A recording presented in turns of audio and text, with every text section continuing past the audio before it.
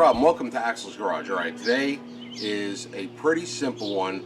We're going to do a water pump on a 5.3 LS motor. It's a 2003 Suburban, 2000 up to 2006. Pretty much the same job. We had a previous video where we did this on my wife's old 2003 Yukon XL, and I'll link that up here if you want a step-by-step instructional. This one, a little different because this one I'm going to be talking to the big dummy, and he's behind the camera. I got a dummy for a son. And I'm going to be talking to the big dummy, teaching him how to do the water pump, and you can follow along as well.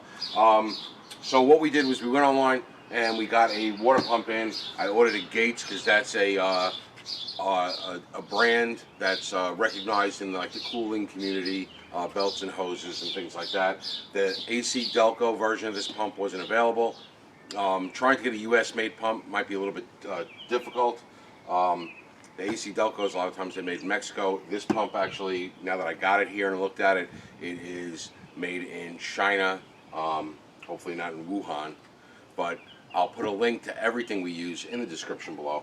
This pump went around $100. The last time we got a pump, I think we paid around $65, $75 for it. It didn't include the thermostat housing. In these particular vehicles, and I'll show you on the pump, these particular vehicles, the pump will come with without this housing here. Now the thermostat is actually part of this housing, so when you change the thermostat, it's not just inside the housing, it is this whole housing. And there is an either or depending on the diameter, and if you get a pump that has the thermostat housing in it, you get a new thermostat and you never have any problem with everything fitting on. So there's our pump. There's our new pump, and it's a new, not a remanufactured pump. Now, also because I'm a psycho, and I have this stuff in stock in the garage, we're going to go ahead and replace the upper and lower hoses. I also have Gates hoses for that. I wonder where these are made, if it even says. Yeah, it doesn't appear to say. But I got an upper and lower hose. Also Gates, that's just by chance. These I had on the shelf in the garage. I guess I bought them at one time to change the hoses and never did it. So while we're taking half the hoses off the water pump end, you might as well take the other end off and replace the hoses, especially since we have them. Now tools. Because I have done this in the past, like I kind of get a sense on what we need for tools. White lithium grease, and I use that, and you'll see for the bolt threads. A small impact driver. Okay, a hammer, any decent weight hammer will do. Some kind of adjustable, large adjustable wrench. All right, this happens to be just the biggest Ford wrench I could borrow from Grumpy Grandpa. We're gonna go with a pair of whatever these are called. We did a video on this also. I'll link that above. But these are channel lock tongue and groove pliers. Small screwdriver for your clips, a pair of cutters in case you got any zip ties, a torque wrench if you have one. If you don't have one, it's not a critical thing, but a torque wrench. Okay, my 3/8 ratchet with a couple of extensions, a 1/4 inch drive handle, a set of 1/4 inch drive sockets, and a set of metric sockets. These metric sockets you're going to be using, I believe it's primarily a 15 millimeter and a 10 millimeter, a Sharpie, and you'll see why we want the Sharpie. What else do I have? Some blue RTV silicone. Doesn't make a difference what color, any RTV silicone will do. Some gloves if you have dainty hands and you don't want to get them dirty, and some shop rags. The only thing I'm missing is a razor knife. Grab that. So, and a razor knife. I just have one concern. I didn't see any gaskets in this. Oh, there they are, okay. Yep, the gaskets are in there, and we got metal gaskets. The last time we did this video, the water pump that we used came with paper gaskets. These are the metal gaskets. They have an O-ring in them. Let me open them up for you. Alright, metal gaskets with a nice O-ring. They're soft aluminum, and they should seal up pretty good. Okay, the first step is just gaining access to the pump. Robbie. So when we first looked at it, he goes, "Where is the water pump? I don't even see it." So I showed him where it is, and it's buried all the way back here under the plastic, behind the fan. So the first step is to get this is your air intake box. So to start out, we will take the nut off for your engine cover, and that's usually a 5/16. And just using a little nut driver, a 1/4-inch socket on a handle. All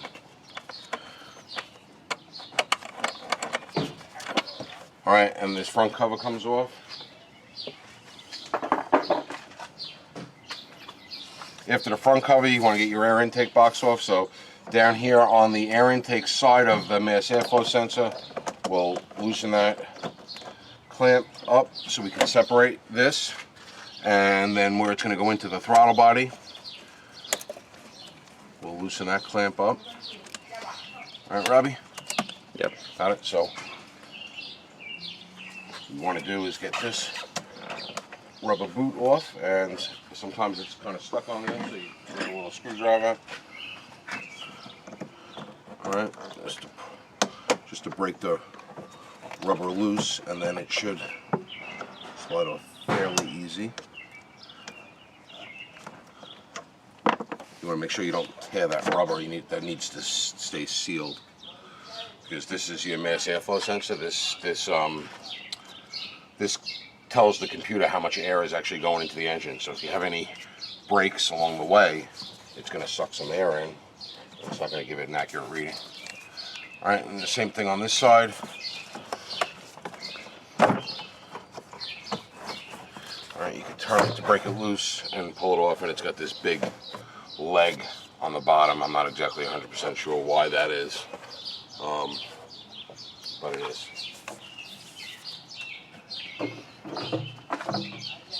Alright, so once that's out of the way, now we got our upper hose here, which we're not going to take off yet, and I'll show you why.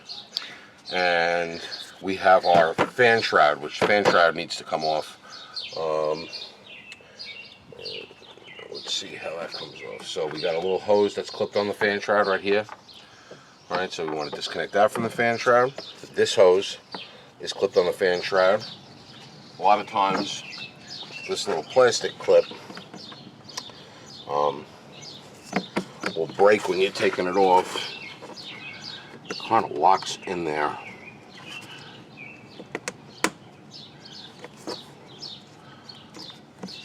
Very difficult to figure out how it goes together if you don't do this all the time. I don't know if there's a... You really can't see the bottom edge of it. Let me see if I can pull the... There we go. Alright. So if you pull the push-in clip out from the bottom, that's better off. Figure out for the life of me how this one... see it? See that there? It's a two-piece clip. It looks like you gotta get something in there to push it down to get it out. That's why they always wind up breaking, because they're very difficult to get apart. Anyway, we don't have to worry about that, because now that it's disconnected from the ready to support, we're in good shape. So now we got a bolt here. Got a bolt here.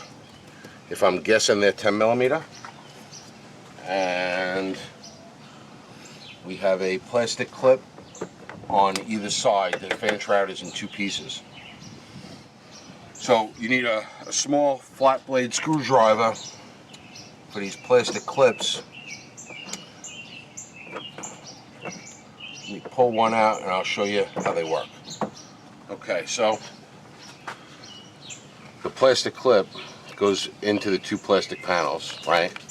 And then once you put it in and you got the two plastic panels there, you push this top one in and it makes the bottom part bulge out, and that's what holds it together. So in order to get it apart, you got to take a screwdriver, put it under the center thing, and pull it up, and now it will squeeze out. So if you come on this side, can you see on this side? It's kind of like an anchor for a screw. Yeah. Can you see on this side? Right here? Yeah. Alright, so you get the screwdriver under it, you pull the metal plug up, and then it comes out. So I am going to guess 10 millimeter. Yep, 10 millimeter for the top of the fan shroud.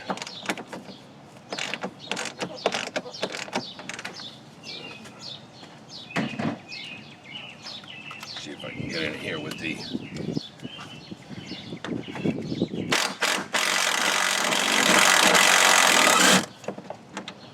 This is a cheap light duty impact.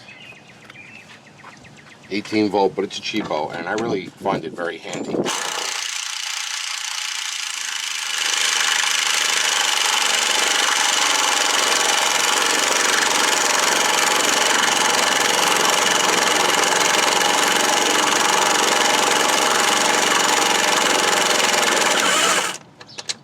That bolt was in there very rustily. I mean, you could use like I have that that Milwaukee 3/8 ratchet, electric ratchet you could use, but oh, I got another clip. There's another clip on this one. Is there a clip over there? Oh yeah, there is a clip on that one. Oh, you're just taking the top part off? Yeah. All right. So there's two more of those little plastic clips. I'll get them out. They go out the same way. All right. So after the 4 plastic clips and the 2 bolts, we should be able to just bend this out of the way nice and easy. All right. And this is the top part of the fan shroud. All right. And now we can see the water pump right here. We got the fan, and we got the bottom part of the fan shroud, which we're not going to move right now because it would be really a pain in the ass to get it out with the fan in the way. So what we want to do next is take the fan out. The problem is, see how it spins? Mm-hmm. All right, so how do you hold it back? You leave the belt on because we got to spin this nut. You see this nut here? Mm-hmm. So this nut is on the water pump, but how do you hold it back? You know, the resistance. So they make a tool that'll hold this pulley, and you can get the nut off. So this pulley won't turn because you got to keep this from turning. So they make a tool that goes in and it holds this pulley in place, and then it's 2 pieces. One piece has got prongs on it that there's 2 holes in this pulley here, right? So instead, that's when we use Grandpa's big Ford wrench, because it's got to open up to about 1.25 inches. So you got to open up to about 1.25 inches. So either a really big adjustable wrench or a Ford wrench like this. So try to get it on as snug as you can. All right, like that.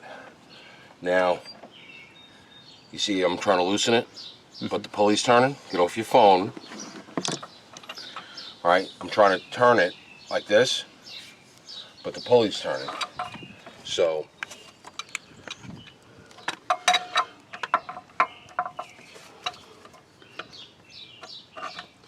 in order to get it, what I'll do is I'm going to put it in this position. That's why we left the belt on, because the belt has got tension on that pulley.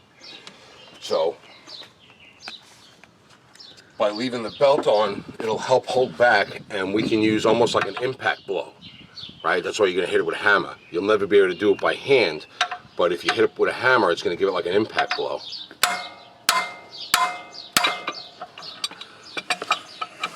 And you'll feel when it breaks loose.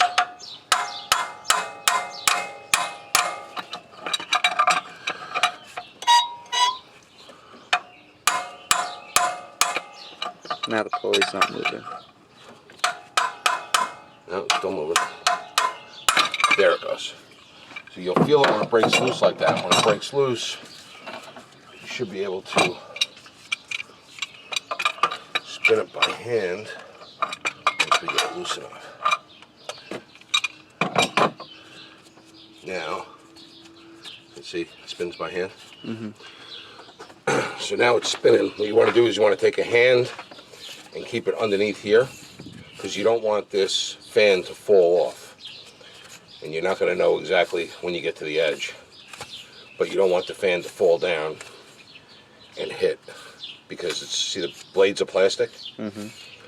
This truck is 2003 to 2020, 17 years old, with a lot of heat in the engine compartment, which makes the plastic brittle. So this fan will work fine as a fan, right, because it's not hitting anything, it's just air. But if you drop it, chances are these blades will break because it's brittle over time and heat and things like that. So be careful with this. Put that down and out of the way.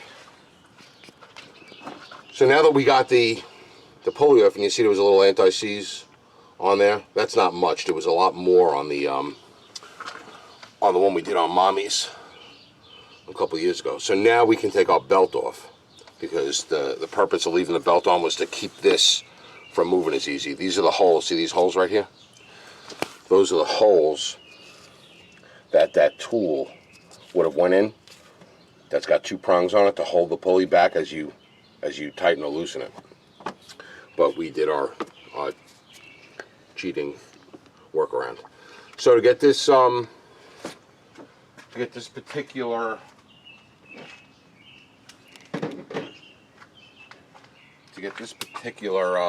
belt off, you got a spring-loaded tensioner here.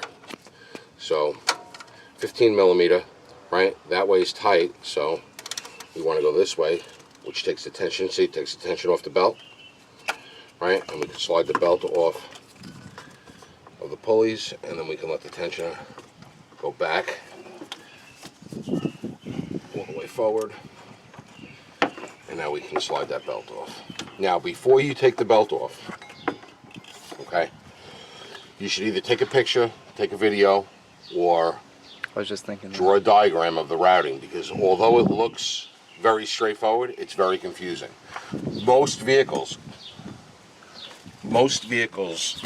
come with a diagram of belt routing. A lot of times it's even in the owner's manual, but in this one, sometimes there's a decal up on top of the hood or here on this radiator support. It's starting to wear away over time and heat, but it does show the belt routing. So it's got V8 engines.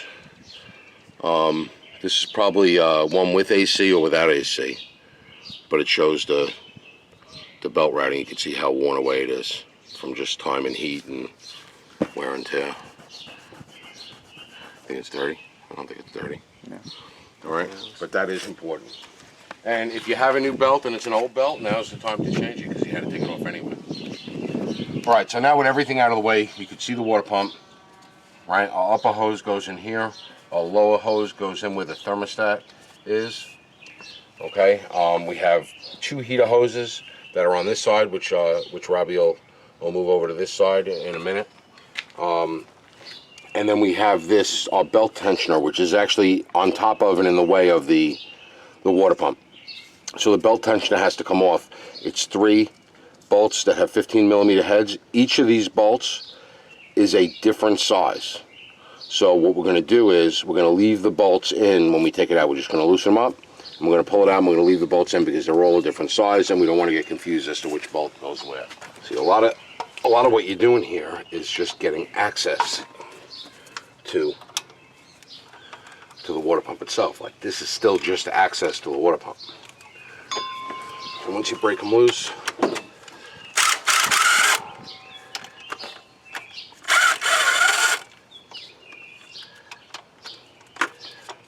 it's gonna fall.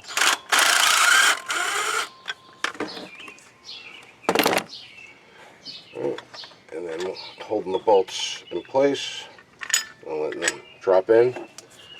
You can see here, they're all a different length. That's why I like to leave them in. You leave them in, you don't have these problems in the future. All right, so now we have full access. Right now you can see your heater hoses here, your lower hose here, and your upper hose here, and you got this bleeder hose that is wrapped around and on. This is some kind of air bleeder, from what I'm told. This doesn't have to come off, so you can just unhook this from the plastic clips and you're good to go there. So now, oh, look how dirty that is. We could do a little cleanup in there too. That's very dirty. This is a known problem with these throttle bodies. They tend to gunk up in here. You can see inside you get that big ridge. See the ridge of carbon buildup. It's a good idea whenever you have this open to get some cleaner and a rag and try to really clean this out really good. Makes drivability much better when that's clean. And that's just from use. It's just something that these engines have. You can see right here on the hose, see that shiny spot? You could actually feel an indent of the hose wearing away as it hits that top plastic that goes over it, the air intake, right? So it'll never wear. If you change your belts, hoses rather, on a consistent basis, and they recommend every 4 years. Most people do like every 5 years. But in 5 years, this isn't going to wear through. But eventually, if you don't change your hoses and maintain your vehicle, this will wear through here, and then all of a sudden you'll have a leak and you'll be overheating. But we're going to change the hoses so we don't have to worry about that. And what else we got here? That's it. So now we could do the messy part, which is disconnecting all the hoses, which is going to cause some spillage. Of course, we got a big spillage pan underneath so we don't poison the environment.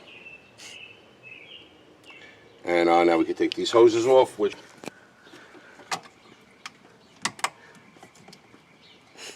Howdy.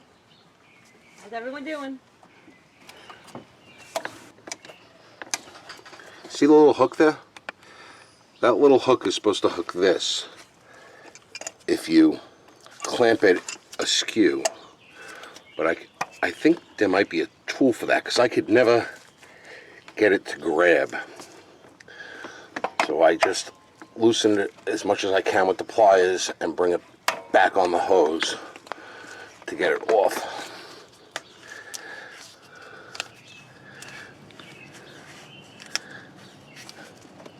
Like that. Okay. And then once they're broken free, once you know the clamps are off, you can take this and just give it a gentle turn. You see that? How the rubber hose. Right? Now we don't have to worry about too much antifreeze getting all over, because this has been leaking for a little at a time for a couple months now. So what we did was we kept refilling it with water, being we knew it's not winter time. And see, you got to be careful doing this, Robbie, because if you rip the hose and you're not replacing the hose, you can rip the hose. You just want to grab it so that it breaks that stuck, because they get stuck. And then once you get it loose,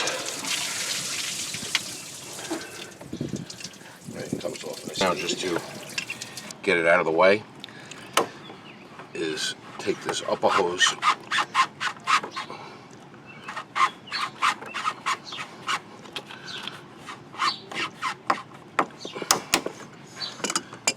off the radiator.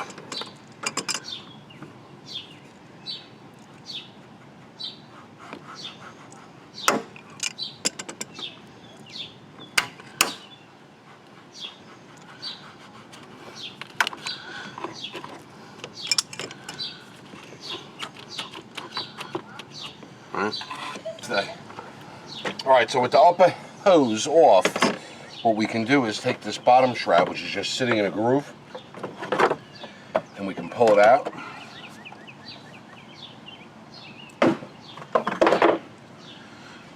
Alright, which gives us access to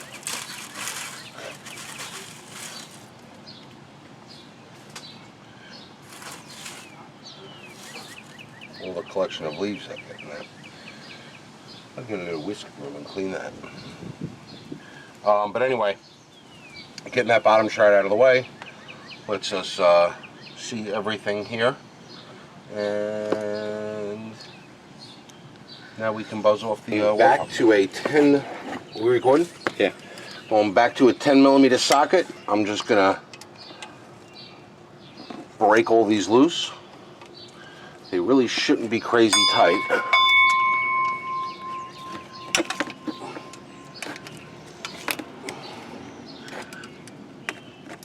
First is we're going to take the razor knife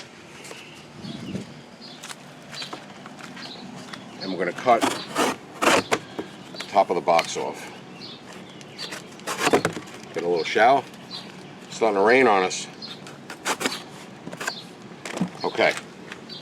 Now that we have the razor knife, the box shut off. Okay. We are gonna come over here, and we are gonna look at the. All right. So what we're gonna do is we're gonna draw a picture of the water pump, a really crude picture.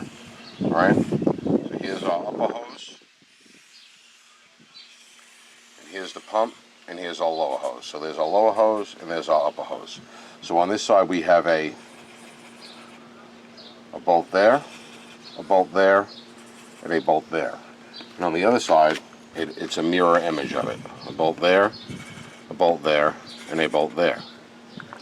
Now, just like the bolt tensioner, all of these bolts are different sizes, and they need to go back where they came from. So what we're going to do is,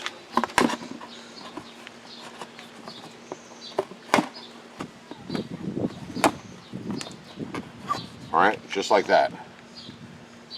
All right, so we put the upper hose and the lower hose, okay, on the diagram just so we know how to orient it so it doesn't get flipped over like this. So we know, well, you could write top over here if you wanted to write top. Put top over here.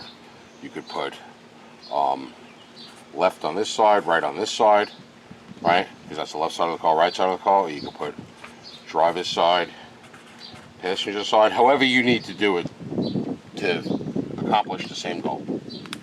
And then what I'll do is I'm going to take this and I'm going to just leave it right there, and I am going to take out, ooh, that's a real one. Take out that, put it in there. Did the new one come with new hardware? No. No. Why is that? They generally speaking don't.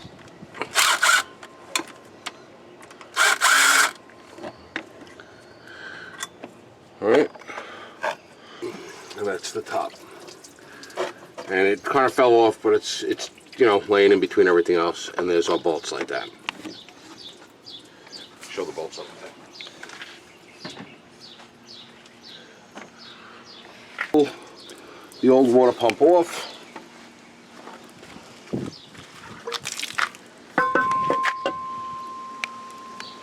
Alright. Usually when they start to leak, these pumps, they're leaking on this cap seal. It leaks right in here. And this had the aluminum gaskets with the O-rings in it. Just like the ones we have on the new pump.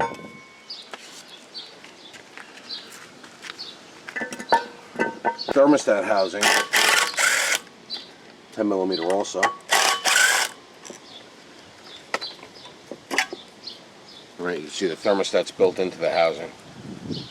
Now, if you buy a pump without the thermostat housing, you got to reuse yours and put it on. But there are two different size ones, so it's a lot easier, and you're also getting a new thermostat if you buy a pump that's got the thermostat and housing already installed on it. So it's worth the money to buy the pump with it. But you could hold on to this because this thermostat works, so we could always hold on to this just in case that thermostat in the new pump goes bad for some reason. This is good in a pinch, right? What, are you laughing because I'm keeping an old thing instead of buying a new one if the thermostat goes bad? What are you laughing at? Keep moving it. Oh, I keep moving it? Oh, I can't tell. You're too close to it. No, it's perfect. The engine end is make sure that your surfaces here are clean. And what I will do is I'm going to take a little metal toothbrush and just clean off both of the gasket mating surfaces. Being that it wasn't a paper gasket and it was an aluminum gasket with the O-ring, they're pretty good. They're pretty consistent. They don't leave a lot of stuff. As far as these bolts go, okay, you can see how some of them are real grungy. So what I'm going to do with these bolts is one by one, so I can put them back in the same hole. I'm going to take them into the shop and use the wire wheel and clean them all up. My bolts, actually I took the bottom 4 and I put them on the bench grinder with the soft wire wheel to clean them off. And you can see I cleaned them all off. The top bolts are almost spotless. The bottom ones were crudted up like crazy. So the tops I didn't even clean. Just the bottoms that I cleaned. Now, you have these gaskets that I think are less forgiving than the paper gaskets, because the paper gaskets you put, you know, some silicone sealant or something on it to take up the gaps. This is soft aluminum. This should take up the gaps as well. The GM service bulletin actually says not to put anything on these bolts, but they were like corroded like crazy, and some of them were tough to get out. And what I like to do, and those either have been watching a lot of my videos, know what I like to do with these bolts is just a little bit of lithium grease on the threads usually. But what I'm going to do is I'm going to put some on the shaft. The actual technical service bulletin for GM says not to put any kind of lube on the bolt threads because it affects the torque reading. So that's the bottom on this side. I'm just going to slide it in. I'm not really putting that much.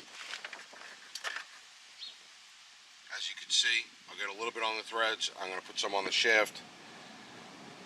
Right, that's enough on the threads, just so that they don't rust in there for the next time it's got to come out. My old moniker is put a little lube on those threads to make it easier for the next guy, because the next guy might very well be you. Have you always done it this way? Make a diagram of it? When I know that they're different, I do. I don't always do this, but when I know that the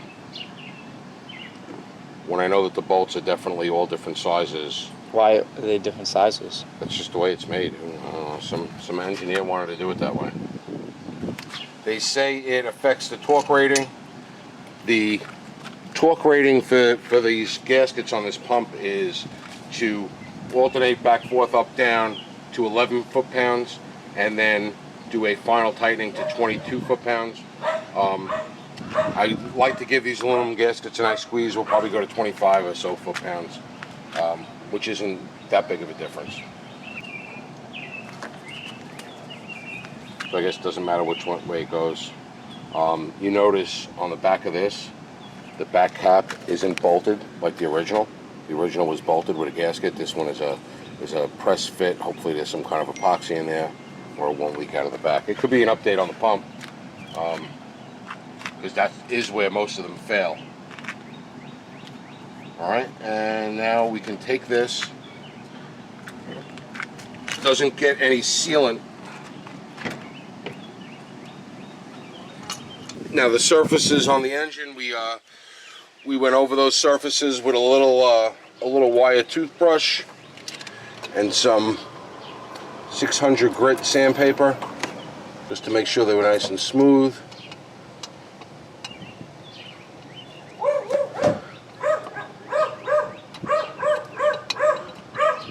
With the metal gaskets, they don't recommend any kind of silicone or gasket sealant. You're going to start each bolt by hand.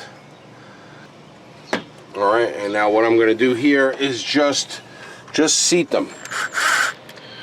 I'm not looking to Over tighten? I'm not looking to tighten it at all. I'm just looking to get it seated.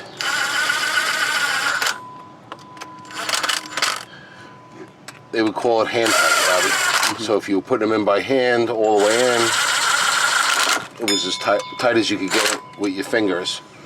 Would be hand tight.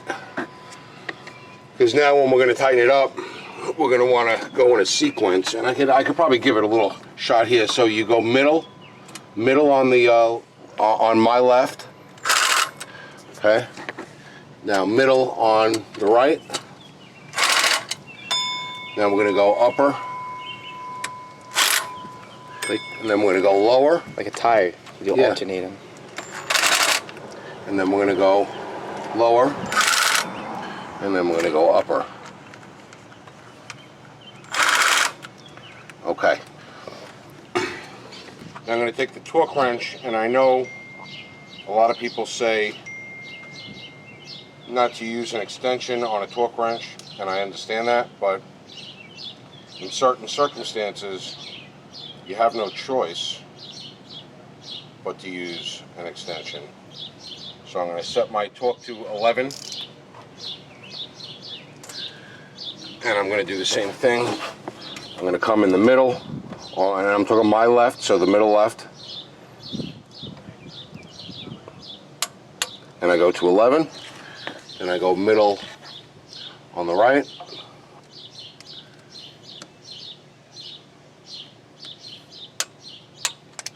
Okay, and then I'm going to go upper on the left.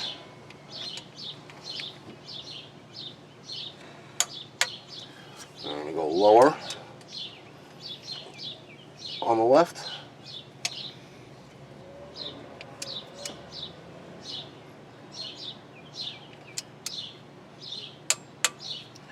And I'm going to go lower on the right.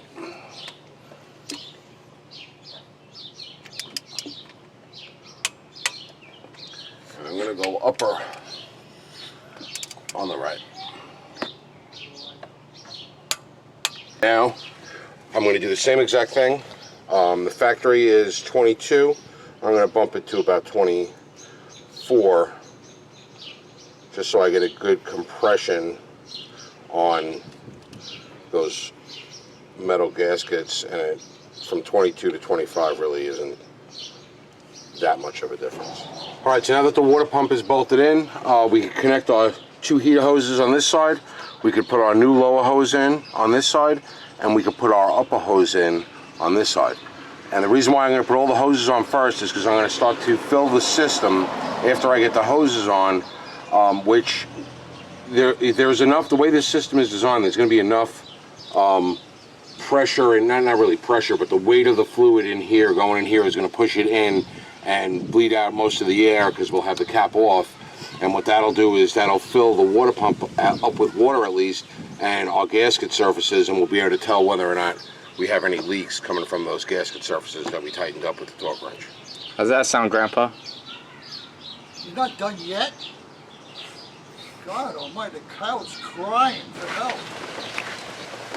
All right, well, I lost the big dummy. He had to go run and do something. And just as I got the last clamp on for the hoses, the skies opened up, and it is now pouring here. So,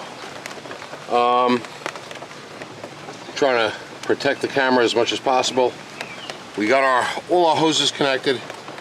Now what we'll do is we're going to slot in our bottom, what is that called? The fan shroud. The bottom piece of the fan shroud we're going to slide in place. And we're going to put on this side here. We got to put our belt tensioner back on, and I did put just a dab of white grease on the threads on the belt tensioner as well. All right, so I got the little big dummy behind the camera now. We had a little bit of a downpour, but it seems to be subsiding, so we're gonna get it the rest of the way. Down in here, I got the bottom of half of the fan shroud in. It's grooved in the bottom, which fits in the groove right in front, right behind the radiator. And there's also, if you can get these, Steven, there's like a little plastic clip. You see that on the radiator? And this fits right in the groove there, and that keeps it from pulling away from the radiator. So just make sure both clips are in. And now we can tighten the tensioner. I got them just in there snug. I'm going to tighten them off, and we can put the fan back on. In the meantime, I dumped a gallon of 50-50 mixed coolant in here. I know earlier I had said the pressure, and that's not really what I meant, but it is what I meant. When you fill this up, the pressure of the coolant itself is going to push it into the system. It's not going to force it in under pressure like as if it was running. But similar to how a water tower works, you fill up the water tower and the water drops down, and that's how you get your pressure at home if you're in an area that has water towers. But that's sort of what I meant here. You put it in, dump it in, and this thing fills up and it pushes it into the system. All the hoses are on, so it took it all too. It was full when I first dumped it all in, and now it's empty. And I'm using a 50-50 mix of regular universal coolant. And if you're going to switch over from the Dex Cool to universal or to a different type of coolant, when you empty it out like this is the time to do it. There is coolant still in the block, I'm not concerned with that little residual that might be in there because it was mostly water anyway, because it had diluted over the months that this was leaking so much. But anyway, we're using the universal green. Take my 15 millimeter socket and snug up the tensioner. And they don't have to be super tight, but they should be fairly snug.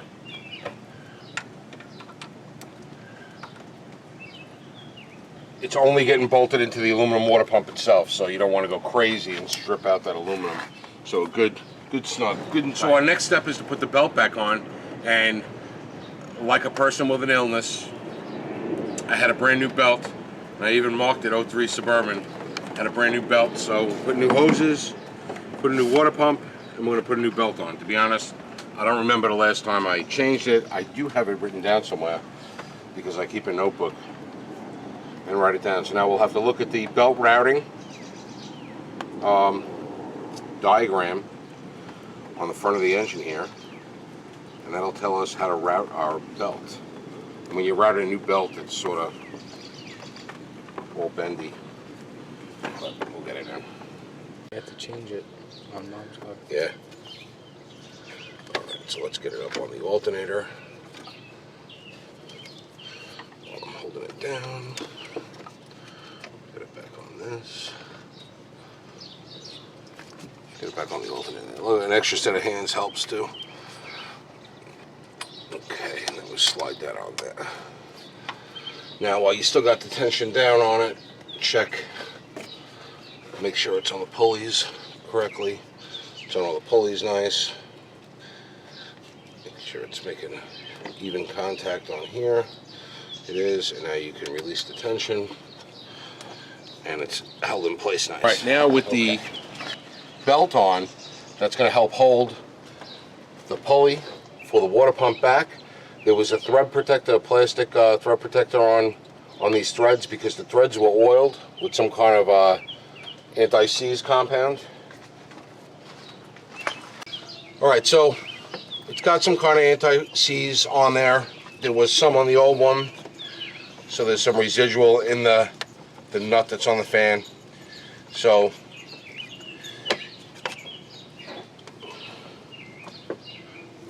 now we're just going to spin it on until it seats.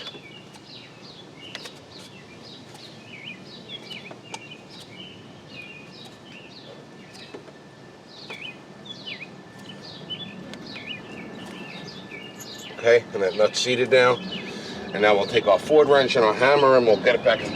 All right, so you see as we tighten, it'll start pulling and it'll start turning the belt if we do it by hand. So we'll put that wrench on, we'll take our hammer, we'll give it some shots, almost like you had an impact, and that'll tighten it.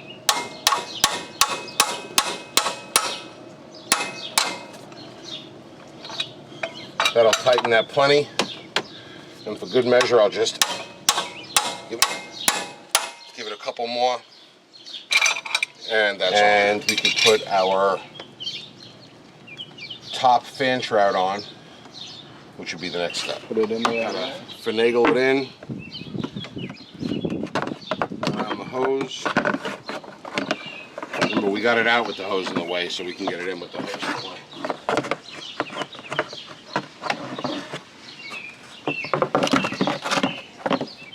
How did we get it in here anyway?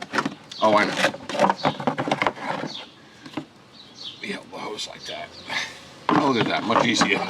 All right, so you want to start out with the clip, with the center pin. You could even leave it completely out, but I like to put it in just to start. All right, that lets this squeeze the most. So what you're gonna do is you're gonna come in and you're gonna get, there's a locating tab, one on either side.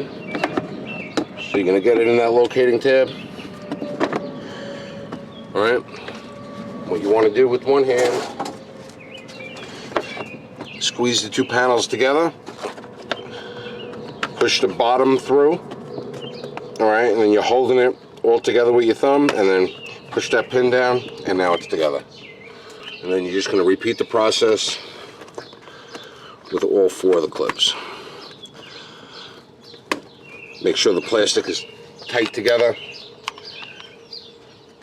Alright, so once we got all those 4 plastic clips in, we can take our 2 10mm bolts that go right here.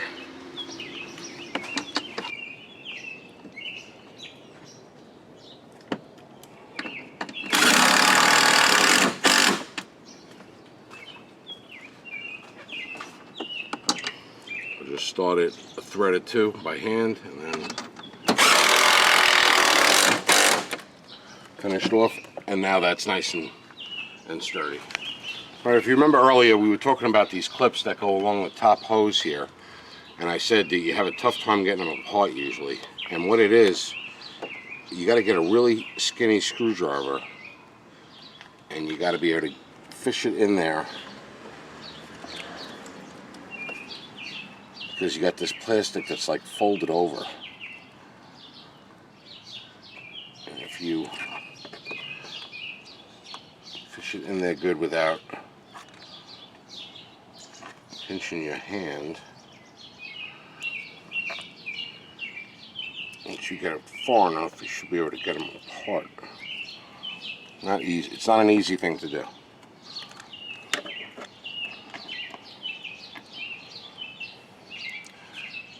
See how that folded over piece of plastic? Trying to squish it down so I could get it apart. There you go. So that's what I was bending down, is this piece here. It's a real pain in the ass. I don't know how you would do it when they're on the hose. I just have to see if I remember which one goes where. So this one that has no little attachment, it's just a circle, is going to go here. So you know it goes right there. Right, so I'll push into the hole, and I'll bring the hose on, and then we'll put that back, and you hear the click, and it's going to hold the hose right there. Now these other 2, one's got a pushy dicky on it, so I got to look for where there's a hole for a pushy dicky, and then I know that's where this one goes. And this one, I believe, goes right here without a pushy dicky. Oh, I know where this pushy dicky goes, on the bottom of the heater box. So this is that air hose I was talking about. It's supposed to come right along this. Right, that one goes in there. Hello. I just want to say, I think you're a great dad. Thank you. I mean, you work 2 jobs and you have lots of kids. Thank you. Time to work on it. Okay. The local crackhead. Yeah. So I got this one, right, that holds this hose, and I got this one that holds this hose with a thing. So let me get the air box so I can figure out which one goes where. I should have really made a note of that, but I didn't. Okay, so this one actually goes right here. So this one plugs in like this. Right? Plugs in like that. So the bleeder hose can go on it there, and then this goes around the hose like that. So this goes on here.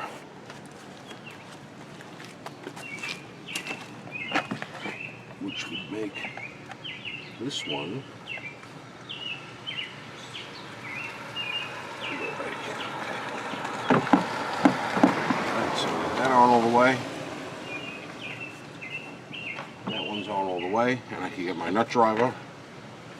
There's a tab on this clamp, so you know the clamp's in the right spot.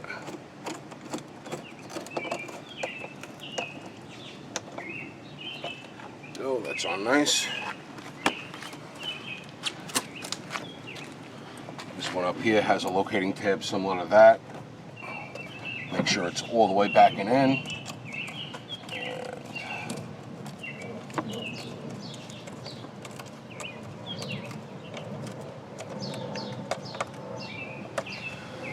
Alright, now that one's nice and snug. So that is everything except for the engine covers. Last thing to that up. Alright, so the engine cover's got a little groove in the back that it pops into. And then the screw.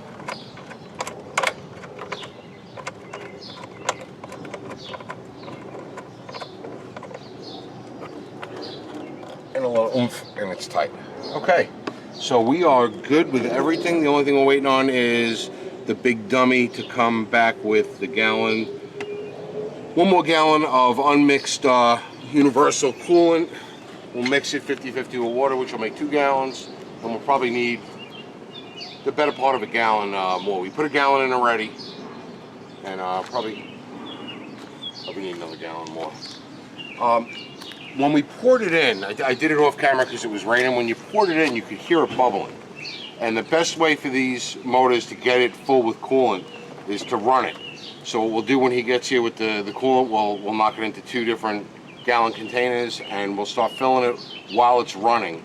Once that thermostat opens up and it starts sucking through, leaving the cap open lets any air bleed out of the system and you get a good fill. Alright, so what we did was the big dummy came home with a fresh gallon of universal coolant, mixed it 50-50 with water, started the truck up, let it get up to operating temperature, kept putting it in until we got about halfway on the reservoir, put the cap on, let it run for a couple more minutes. It stood at the 195 degrees it was supposed to be at. Shut it down and now we'll let it cool. We'll probably drive it for it. It's fine right now the way it is, but as a little more air bleeds out of the system from heating and cooling cycles, it might lose a little bit. So we'll drive it for a day or 2 and then we'll check it again. But this job is done. I'm wet. It's beer time. Hope you enjoyed the video. Give us that thumbs up, drop a comment, and let me know if there is a tool, a specific tool, to take off those factory hose clamps. What a pain in the ass they were, because they have like a little hook in them to hook them open, and then you can't get them to hook close. They were just a pain in the neck. I probably should have just replaced them with regular worm gear style clamps. Anyway, thanks for watching, and we'll see you on the next video.